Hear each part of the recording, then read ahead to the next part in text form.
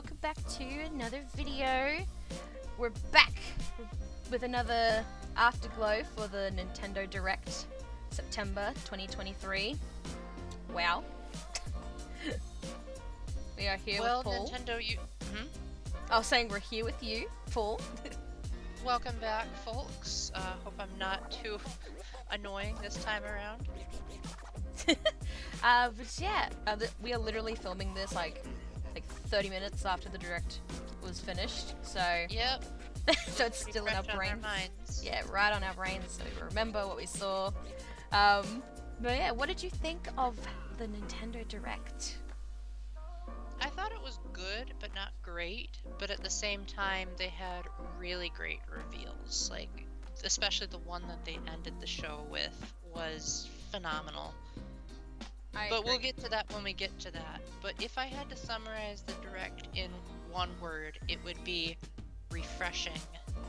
It's nice to know that Nintendo it seems like they're actually listening to the fans and giving them what they actually want, even if it took them way too long to realize it. But better late than never.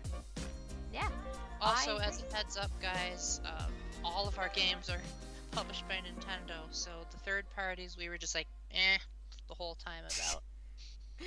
Yeah, we were, so. Especially that stupid trombone game. Oh my gosh, that broke my ears. So the way we do this usually is that we only talk about games that we were interested in the show. We're not going to do an overview of every single thing that was announced. So if one of your favorite games was announced and we didn't talk about it, that's because we didn't like it. So you can go and yell at. Interested. You can tell us how much you love it in the comments. Yeah, you can go ahead and yell at her because this won't be on my channel this time. But yeah, because we're going to save time, I've got the 5-minute timer up. So 5 minutes. That's pretty. Oh wait, yeah. we normally do 5 minutes. Okay. We normally do, unless it's a game that we actually went insane for. We do 10 minutes. So We could probably do that for the finale. oh, maybe. But yeah, other than that, we will get into it. The first thing right off the bat they smacked us with was the DLC for Splatoon 3, which was Side Order. Holy moly, right at the start, I was not expecting it. I mean, I expected them to announce it in the Direct, but I didn't think it was that early. It looks interesting, to say the least. I think it looked cool. It feels sort of mission-based, you could say, which I guess which has sort of been like how the games have been, but I kind of expected something different, you could say. But that's just my opinion. Pearl's little robot thing is so adorable, and it just made me giggle. Like, it's just so funny. And so these weird-looking fish enemies, they looked really weird as well. Is that a reference to the salmons? A little bit of a story of different versions, maybe? Who knows? New weapons, it looks like, and new characters. I cannot pronounce the name of the Octoling. I think it's Act or something like that. Act. I don't know. Weird name, but she said that her and Marina go way back. So getting a little bit of lore there. So yeah, it's going to be very interesting when that comes out next year. I think they had it originally for this year, but they've postponed it, which I knew they would. I knew they wouldn't have time to release it this year. Yeah, I can't wait. It's going to be so much fun to play. And I actually had a conspiracy theory about who that mysterious girl was. Keep in mind, I am not a Splatoon lore expert. I'm not really good at Splatoon games because I'm not good at shooters. I just know very basic information. Mm-hmm. I believe that because Fry, Shiver, and Big Man were all like a trio of musicians, and Callie, Marie, and Agent 13 were a trio in Splatoon 3's story mode, I think they're going to go with a 3 for 3 with Marina, Pearl, and Mystery Girl that neither of us can pronounce her name to like keep up the tradition. Yeah, I thought it was really interesting when Paul said it in the Direct. Like, could this be there was gonna be a third, but it was changed? I was like, whoa. The only issue I have with that is that Pearl doesn't know who it is. So either maybe Pearl wasn't supposed to be part of the group, or I don't know. Pearl's a very interesting character, so she's just Well, I am crazy. I am a total noob to Splatoon, so it was just the first thing that popped It was into my the first head. thing, and I was like, whoa. So no, that was So I thought it was good. I'm probably wrong, but if I'm not wrong, then you'll have to say, "Oh my gosh, Splatoon noobs can have good theories." But yeah, at first I wasn't crazy into side order, mainly because I got spoiled for what the plot is sort of going to be, which I'm not going to say because I know people don't want to be spoiled, even though Nintendo kind of leaked it themselves. Yeah. But they announced this, and like they showed more of this, and I'm getting a little bit more interested again. I'm coming back around. So I can't wait for side order. It's gonna be very fun to play on the channel. At least it'll be better than the usual just boring old turf matches that I usually see. Yeah. But yeah, other than that, we can skip along and head into the next game that they announced, which was the brand new Mario vs. Donkey Kong game. Well, it's not brand new. It's a remake of the one on the GameCube, but Yeah. close enough. Yeah, you could say that. But yeah, all done up. We heard Charles' voice, so either he did voice lines before, he announced it, his retirement, quote unquote, or these are just reused lines from the older games. I'm pretty sure it's reused, because again, it was on the GameCube, so they definitely had the capabilities of having voice lines. This was actually the very first Mario vs. Donkey Kong game. Eventually, it went way out of control, where you would only control the minis, and so it sort of lost its identity. But it's actually more or less a spiritual successor to the original Donkey Kong games, with some of Mario's moves being carried over from the Donkey Kong Game Boy remake. So I'm pretty intrigued, because I heard that Game Boy remake was pretty darn good. And it was also, apparently some of the moves in Mario 64 were actually in that game first. So I'm looking forward to seeing how well I do at puzzle platformers. I'm generally not pretty good at them, but if it's anything like the Box Boy series, I imagine it'll be quite a lot of fun. Yeah. I didn't know too much about the Mario vs. Donkey Kong series. I kid you not. Probably the first time I saw anything to do with these two, like their game, was probably the classic old, like, 8-bit one, arcade one, when a Kong kidnapped Pauline, I think it was, and then you had to do the whole Jumpman stuff. And Oh got yeah, that that was the Minis spin-off. yeah, so that's really the only thing I knew about it. But yeah, new one, and the graphics looked really nice. I thought they looked really nice. So I mean, they looked pretty good on the GameCube, but it looks like they're up-resing it even more. So I like that most of the games that Nintendo's porting over from the GameCube are getting some nice visual upgrades, except the Pikmin games for some reason. They still look like GameCube games. But like, you look at Metroid Prime Remastered, I bet if you didn't know that that was a GameCube game, you would probably think, dang, this is a new Metroid game. Yeah, I agree. Yeah, and the music looks good too. I like listening to music. Yeah, I was too busy trying to explain to you what it was to pay too much attention to the music. But yeah, we can move on to the next game, which was already announced last Direct, I believe it was, and that is the Mario RPG.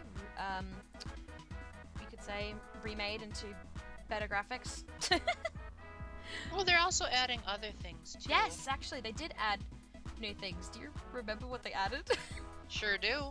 So first of all, in the last Direct, we saw that they're adding like cutscenes with different camera angles. There's going to be some like additional character animations that weren't in the original game. Obviously, it's got a whole new art style. All of the music is being rearranged by the original composer, who is Yoko Shimomura. Peggle, you would know her from... She composed some of the pieces in Sparks of Hope. She also was notorious for her work on Kingdom Hearts, the Mario and Luigi games, and I think she also did some of Xenoblade Chronicles' music. Yeah. As far as new stuff that was announced in this direct, they said there's going to be a post game where you can fight the bosses again, but harder. It'll be interesting to see if that secret Final Fantasy boss will come back in, because that was like one of the coolest secrets. And there's also trio animations, which that is visually stunning and just such a cool addition, because it rewards players for personalizing their party, because like in some RPGs, people have their favorite assortment of characters. Like, you know, you play the Fire Emblem games and people have their specific armies.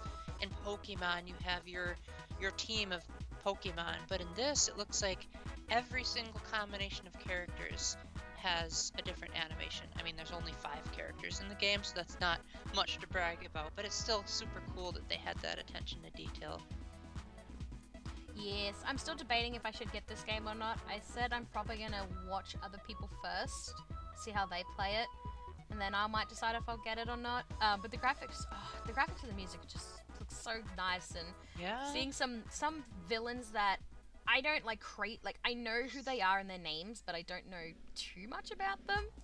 Well, Super Mario RPG was infamous for introducing a ton of characters that never returned in any future games, probably because of the falling out between Nintendo and Square during that time period, because literally a year after Mario RPG came out, Square went and made Final Fantasy VII for the PlayStation as like a direct slap in the face to Nintendo for insisting on using cartridges. Oh, okay. So it's kind of unfortunate that we were originally going to get a Super Mario RPG 2, and then Nintendo had to completely rebrand it into Paper Mario and remove all of the original characters. But I see Super Mario RPG as being a sign of hope, a spark of hope, should you say, of Nintendo is finally going to bring back the classic Mario RPGs, and maybe like if they ever make a new one, that it's actually going to have original characters and it's not going to be so stale and predictable. And as you'll see later in the list, I think it's safe to say the Mario RPGs have officially been saved. Yeah. They even had a Toad with a mustache. They did. And considering how rare that is nowadays, that is huge for Nintendo to allow that. Yeah. Of course, he was in the original game, but the fact that they didn't try to censor him like they did with Mario Party Superstars, that's also huge. Yes. Because, they had mustachioed Toads in the original Mario Party games that they censored in Superstars. So, glad to hear they're finally learning that we want Toads with gender expression and extra features. Yeah. Oh, goodness. The next one that they announced, I have never heard in my entire life, so I was kind of confused.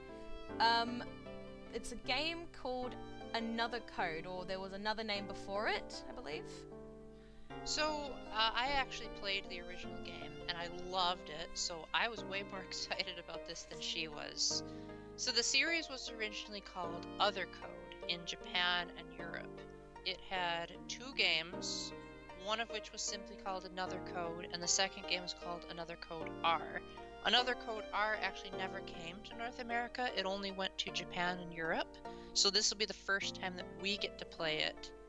But the original game was always called Trace Memory in North America, and the name makes total sense if you've played it, but I'm not going to say how it makes sense.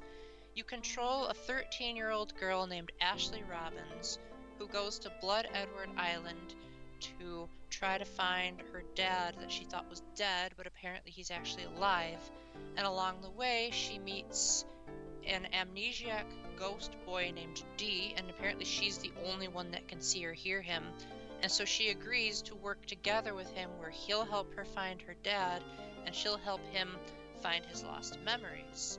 She also, I don't know if they're going to change this for the remake, but in the original game, she got a device called the DTS, which stands for the Dual Trace System, where she could, take a picture and juxtapose it with the image on the other screen to, solve puzzles. And it was such an ingenious way of taking advantage of the DS. And in fact, a lot of the game actually had a lot of DS-isms. There was one puzzle where you had to turn the DS sideways, and the reflection from one screen going onto the other would actually be the answer to a puzzle. Yeah. And they're somehow going to have to rework that, because it did look like they had a couple of new puzzles that weren't in the original game, so I'm thinking it's going to be more of a total reimagining. As far as the other game, I have no idea what that's going to be like, because again, we never got it, but it's so great to see Nintendo acknowledging trace memory. As far as changes from the original, it's no longer top-down, you move around in full 3D, there's voice acting, the graphics have been completely overdone, there's new camera angles, because before it was just still images, visual novel style. That's about all that I can think of, but it's looking great, and I'm looking forward to possibly reviewing it if it has a physical version. Yeah. Yeah, this looks really good. I don't know if I'm gonna get it, so I'll probably just watch Paul's review on it. I mean, it is very puzzle heavy, so if you don't like a lot of puzzles, then you're probably not gonna like this one. But no, it's nice to have an old game that comes back all redone, especially a part of the game that never came to America. Like, I thought that was really nice of Nintendo to do. They didn't have to do that at all, but they decided to be nice and bring it to America, and I thought that was really nice of them to do. Well, they did that with the Famicom Detective Club remakes. That's true. It gave us hope that Nintendo would realize that we actually wanted some of their exclusives. Maybe we'll get Mother 3. I'm personally not on the Mother 3 hype train, but I think for those that are fans of Earthbound, they deserve it. Yeah, I think so too. They've been waiting very patiently. Oh, very patiently. The original came out in 2006, to put that in perspective. Jeez, oh my gosh. Oh boy.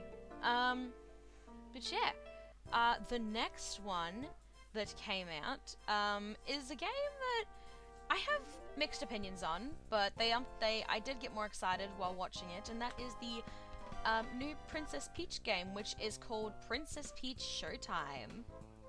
Yeah, very nice that they're embracing the theater aspect that Paper Mario 2 popularized. I wouldn't be surprised if that was like the inspiration for it. I wouldn't be surprised either, to be honest. It looks like it's going to have the gameplay of Kirby's Epic Yarn, but like with a Peach twist. Yeah. No, I thought it looked good. I have no idea who like anyone was, so that villain that came in, is that a new villain or is it an old villain? It's a new one, is it? Okay. So that's another reason why we have hope for the Mario series, is they're actually having original characters. Yeah. So very interesting. The whole attack with the ribbon kind of made me giggle, like the power of the ribbon. It kind of just made me laugh, like it's so funny. Well, but the whole not as funny as the power of emotions in Super Princess Peach. Oh, here we go. But the whole changing outfits, I love so much. Like, oh yeah, it's just I agree. Amazing. Like seeing in different outfits, just great. I always love playing video games that let you change your clothes. And this looks like it goes even further by letting her like go wild with her outfits. Like, I had a feeling they would do that when it showed in the last the trailer of it zooming in on her when she had a blue dress. But now I'm glad to see that it's confirmed. This wouldn't be the first time that Peach has been able to change her outfits wildly, as Super Mario Odyssey let her dress up in different things depending on the kingdom, including a bikini in the Water Kingdoms. I don't know if they'll include the bikini in this one, but let's just say it isn't the first time she's experimented with her outfit.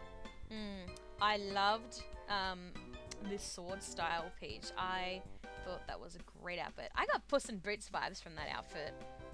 It kind of reminded me of the Kirby games where you would get the sword ability. Yeah, I don't know. She just looks great. I'm wondering where her crown is though, because she's not wearing it, so it's run away. Maybe Stella is the crown personified. Oh, maybe. That would be Or maybe cool. it's keeping up with the lore of Super Mario Odyssey, where like her tiara was sentient. Who knows? Maybe the villain took it. Either way, it's the first time Peach has had her own game since 2006, so I'm glad to see that they didn't just remake that old game, that they're going like, hey, Peach needs more original ideas. It's nice to have a Peach game. Now we just need a Daisy game. Well, I mean, technically Daisy had a game in Super Mario Land, but she was the damsel in distress. Yeah. Now she needs a game where she's the star. All the princesses need their own games now. Girls need to feel represented in Mario games. Let's so go. I'm glad that they finally have that. Well, they finally have that opportunity again after 2006. Yes.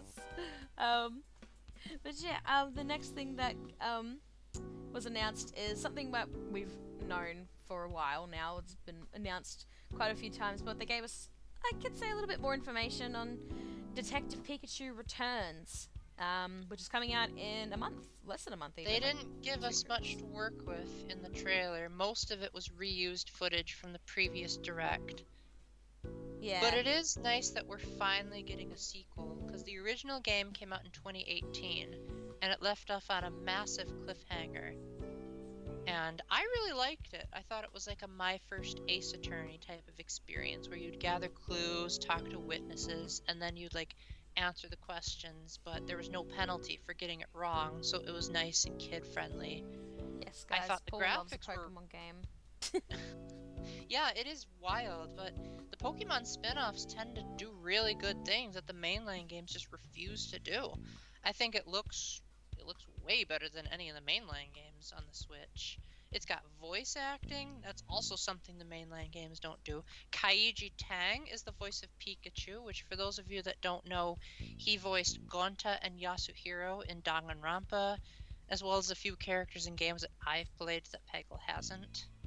Yay. Oh, he was Yakuo in Master Detective Archives, so Ooh, there's something nice. Peggle wants to play but won't. Because she doesn't like Danganronpa.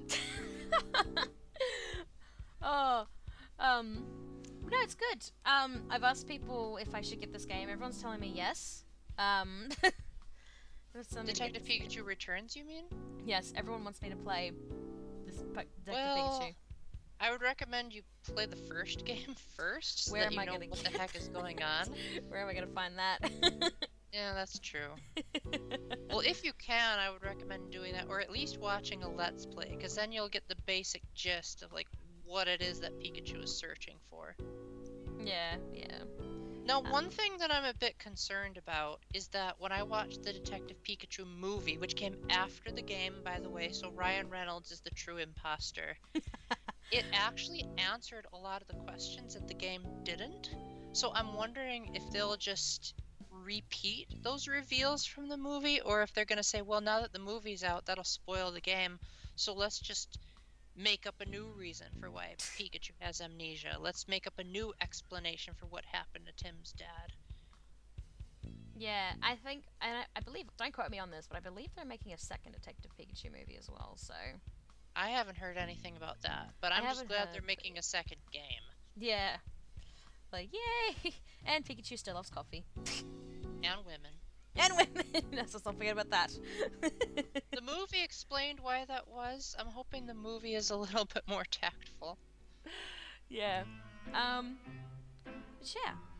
next thing that was announced, another thing that we already knew about that was announced in last Direct, but I'm way more excited for, is Luigi's Mansion 2, the Dark Moon game, I believe?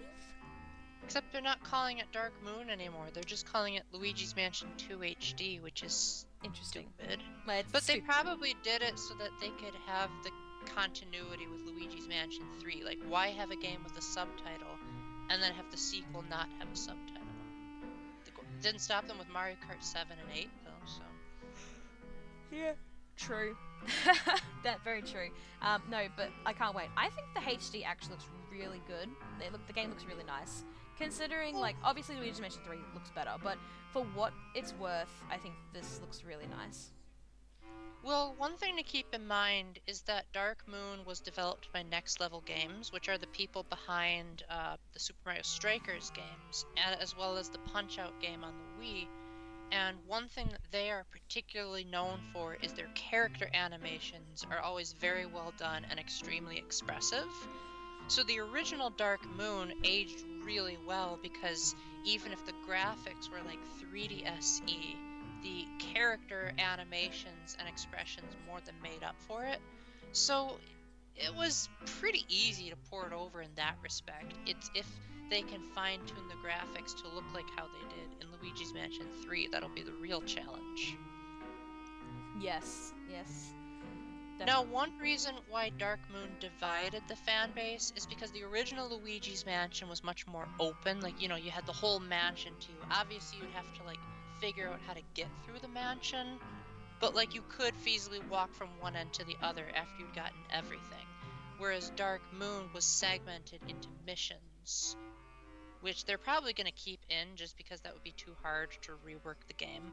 But hopefully they add something like an autosave or the ability to save mid-mission, because that's one of the main reasons why I didn't play much of Dark Moon, was that it had a terrible save system. So if they can fix that, I'm probably going to end up loving it. Yeah.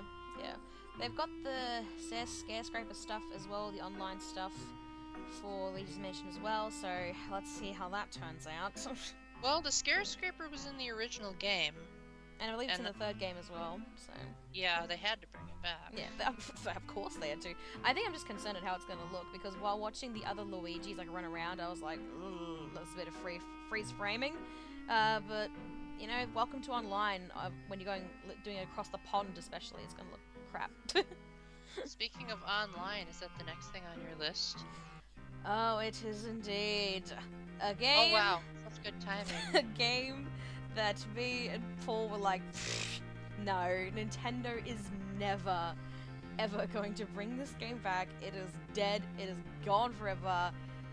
And then they smack us in the face with F-Zero 99. I actually saw a thumbnail that said Nintendo is going to announce F-Zero 99.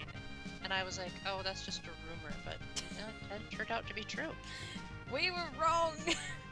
We've been smacked in the face. Nintendo said, clearly we do care about F-Zero. We've just been way more interested in making other games, so here is your game. Yeah? They waited a whopping 20 years. Well, maybe more like 18 years if you count the GBA ones, but most people don't. It's been 20 years since we last had an F-Zero game on a console. Yeah, and in this, it's racing, and you're racing with 99 players. Oh boy. Mm-hmm. Oh boy. Seeing as I'm not very good at the original F-Zero, I'm probably going to be terrible at this one. But it does look like they're adding a couple of quality of life improvements, such as the power pellets and the ability to trigger the upper layer of road if you're really good. I am a little bit disappointed that it's based on the original F-Zero and not, like, say, GX or even X. But at least we're getting a new F-Zero, and if they use this opportunity to, like, fine-tune the controls like they did with Super Mario Bros. 35, then I could see me potentially being a fan of a game that I originally used to hate. Yeah. I was just dumbfounded the whole time. Just like, I felt so dumb. I'm like, you know what? This is a lesson learned. Do not diss a game that hasn't been out in 2 decades. That it's never going to come back, because Nintendo will smack you back and say, hello. I mean, yeah. That's one of the reasons why I said at the beginning of this recording that I found this direct refreshing, because not only are we getting a Mario RPG with original characters and gender expressions for Toads, but we're also getting a new F-Zero game, something that we didn't think was possible. We thought Nintendo hated that series because it's been so long, but we might actually have a Nintendo that's starting to listen to the fans. Maybe.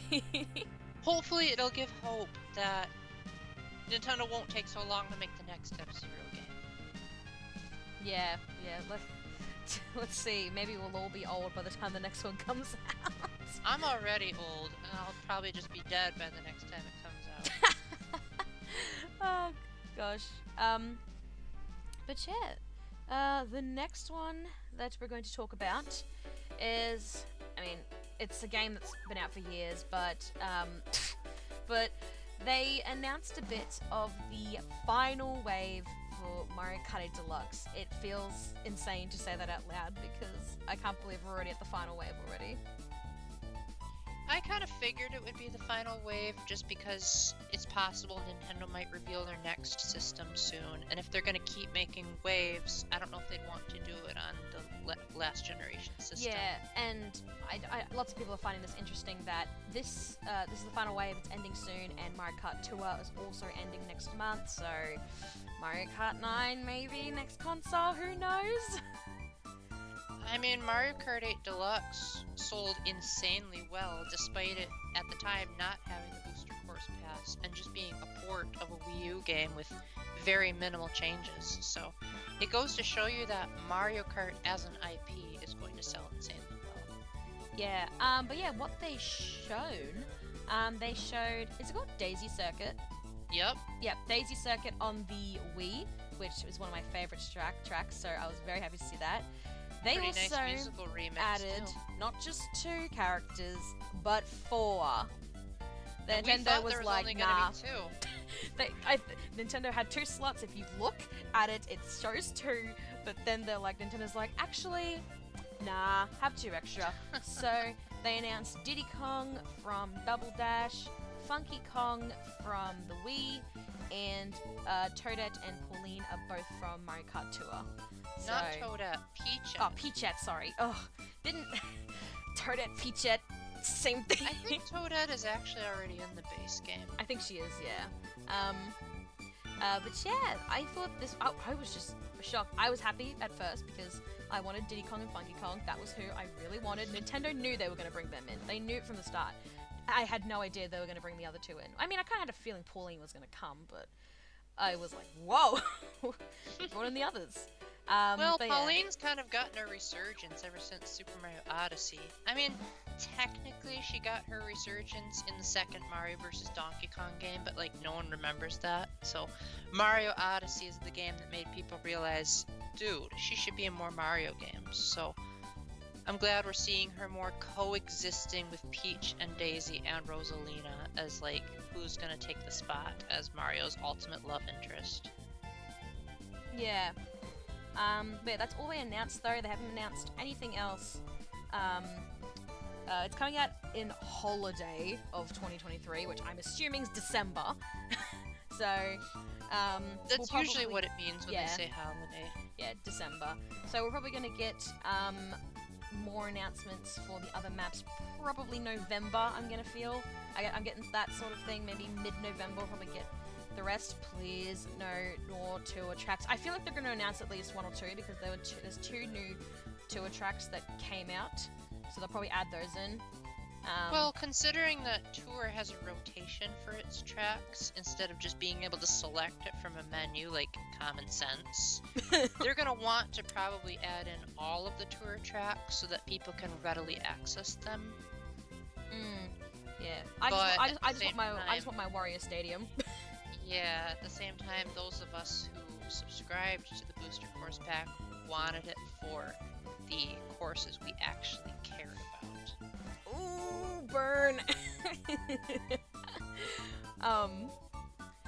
Yeah, I hope we get some good tracks for because if I count, there's 8 tracks for both waves. So they've announced 1, so we've got 7 more to go. If So- they don't have Wario Stadium, it will remain the only Mario Kart 64 track that hasn't been ported or Just- remade. Mate, if it doesn't come here, it's got to come in Mario Kart 9, honestly. If it's not already in Mario Kart Tour either, which I don't think it is. Don't think it is. So, not that I remember. So I don't think it is. So, come on, Nintendo. You know we want it. Just do it. That and the Woohoo Island tracks in Mario Kart 7. Very true. But yeah, so our 5 minutes is split up with that one. So we will move on. Would you like this to be a 10-minute one? Oh, we're at that one, are we? We are. We're already at the end. Alright, let's do it. Alright, so the last thing that they announced for the Direct, absolutely mind-blowing, was Paper Mario 2, 1,000-Year Door, Fire Away. Oh man, this was by far the highlight of the Direct for me because Paper Mario 2 is probably like a top 5 best Mario games ever for me. It did such a good job of expanding on what Paper Mario 1 had already did while taking it in a wild new direction.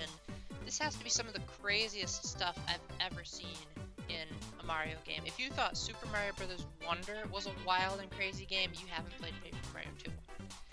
It's the kind of game that takes so many risks with storytelling that it's kind of insane that it only got an E rating, which is like the lowest age rating. Like, there's a topless female party member, Peach gets naked on several occasions. It's not a Mario game for kids.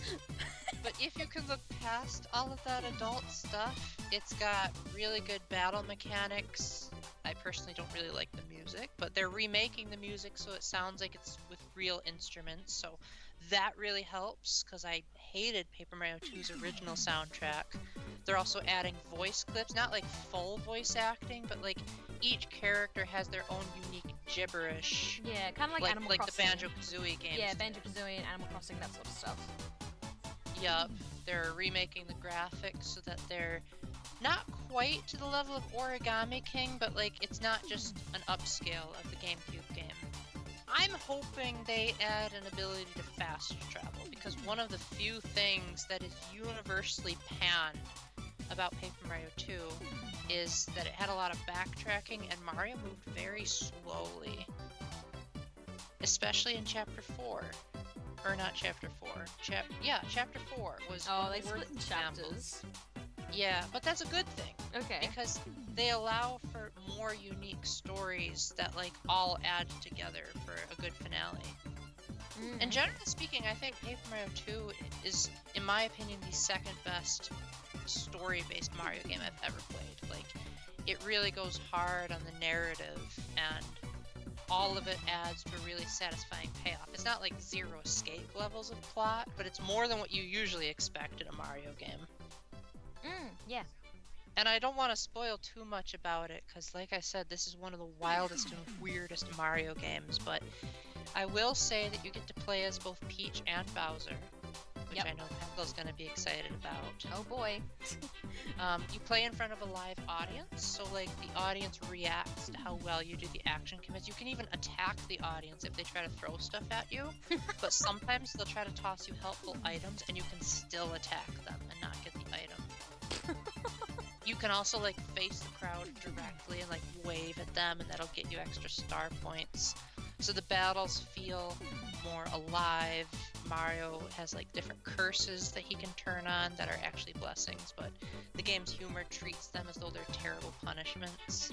It's also by far the funniest Mario game I've ever played. Like, they really went hog wild with the dialogue.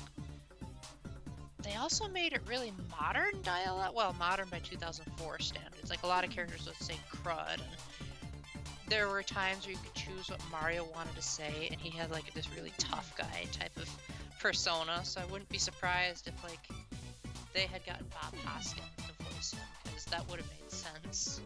Yeah. So overall, I'm just, not only am I excited about the fact that it's getting remade, because goodness knows GameCube games are really hard to find, and even if you find them, they're really hard to get them running without the disc being scratched. But it's also yet another sign of it being refreshing, because Nintendo is remaking 2 of their Mario RPG games, both of which are very experimental, have a lot of varied character designs, have a lot of story, and so it shows that Nintendo is willing to go back to the style of Mario RPGs that we like. After all the backlash they got over the last 3 Paper Mario games, they're like, you say you want a game like Thousand Year Door? We'll just give you Thousand Year Door. Will that make you happy? Yeah? Yes, thank you, Nintendo. Yes? Yes. It very much does make us happy. Yeah, I think I said a lot of WTFs during the Thousand Year Door trailer. I was like, what is Yeah, this? 'cause you were What like, is this? Wait, What? Peach falling in love with, or a computer falling in love with Peach? Yeah, I was so confused. I'm like, what the heck is this? Again, it's a very weird game. Very much the kind of Mario game you'd expect to have gotten a T rating if Nintendo wasn't like, it's a Mario game, you gotta give it the lowest age rating or no one will buy it. It's like people have been making memes about Mario being on shrooms during Wonder. No, this is where he really started it all. Yeah, Wonder is pretty tame in comparison to what Thousand Year Door does. Legit. Oh gosh. I asked Paul during the stream how much he's going to annoy me to get this game. He said a lot, so... Well, you already have the original Paper Mario on Switch Online. And that's pretty much the same as Thousand Year Door, just not as refined, obviously, because it's the first game. Second game, if you count Mario RPG. If you can get past the opening and get far enough where you get the lucky star, the game gets significantly better after that point. Like, even I can't defend the game's opening. It's way too slow and doesn't give you action commands. But once you get the action commands, then Paper Mario is basically a non-stop thrill ride. Paper Mario 2 is even more of a non-stop thrill ride. Except for Chapter 2. I can't stand Chapter 2. I really hope they fix the AI in Chapter 2 of Paper Mario 2. Oh, I'm sure they would. They showed it in the trailer and it doesn't look like they did, so No. I'm not keeping my hopes up. Arlo will be happy that Chapter 2 is basically a giant love letter to Pikmin. Yeah. Right, you've got 1 more minute until it's 10 minutes is up, so final thoughts on Paper Mario 2? I'm glad that a new audience can actually play it. I'm glad that they can see what Paper Mario used to be and appreciate where its origins were. And I'm really happy they're remaking the music, because I hated the music in the original. So thank you for that one change alone. That made all the difference. Yes, I very much agree. We will see if Peggle gets this game. We will see. I probably will. She at least has Paper Mario 1, so we can sort of brainwash her. Yeah. Right. Yeah, that is all of the games that we, were our highlights of, the Direct. Like I said it was a good Direct, for the most part. Like, the middle part of it, I kind of snored a little, because I was like, ugh. Yeah, I was about ready to fall asleep myself, especially because I had to wake up at 8:30 in the morning today. Yeah. But no, it was a pretty good Direct. Like, I gave it a 7 out of 10, I believe, in my first reaction. So I think a 7's fair. That's fair. Yeah. I think overall the Nintendo first-party stuff was amazing, and everything else was eh. Yeah, but I think you said Mario has been saved because of all these games. So at least the RPGs are, but I also think Mario in general is saved, because the Peach game looks like it's, actually going back to wild and wacky. Mario Wonder, I mean, it's in the title. It's going for wild I think and wacky. back early this year we were wondering if we're going to get any new information on Mario, because we heard absolutely nothing. Here's your explanation as to why we heard nothing. Here's my personal conspiracy theory. I think the reason why Mario is actually returning to form and being good again is because of Charles Martinet being the Mario ambassador. I think it's possible that he stepped back from recording Mario because he wasn't liking the quality of the Mario games, and so he was like, guys, you're ruining the series. You need to bring Mario back to a person that makes people smile, not makes people rage. I don't know if that's actually true or not, but it is convenient that the first Mario game we saw that wasn't voiced by Charles was the game that was wild and experimental and crazy. Yeah. And then Mario RPG was announced that same Direct, which was, a game with wild and crazy experimental characters. And we also got the Peach game announced in that Direct, which was wild, and you get the point. Yeah, definitely. I agree. I think Mario's been saved. It's nice to know, a new 2D side scroll that we haven't had in practically a decade, an RPG game that's returning, a new Princess Peach game, one of the Luigi's Mansion games coming back, and frickin' a game that has been so insanely popular is coming to the Switch. So, but yeah, other than that, I think we'll end it there. That was one of our shortest reactions ever. I reckon, yeah. But yeah, thank you for being here and doing the Afterglow. Yeah, it was my pleasure. It was great. Thank you all for watching. Let us know in the comments what was your favourite thing they announced. What was your highlight? What did you not like? What did did you think of me being on it? Do you think I was too annoying, or do you think Peggle should do these by herself? No, if I did this by myself, it'd be so awkward. But yeah, other than that, we'll end it here. Thank you again for watching, and I will see you in the next video. Alright, bye everyone.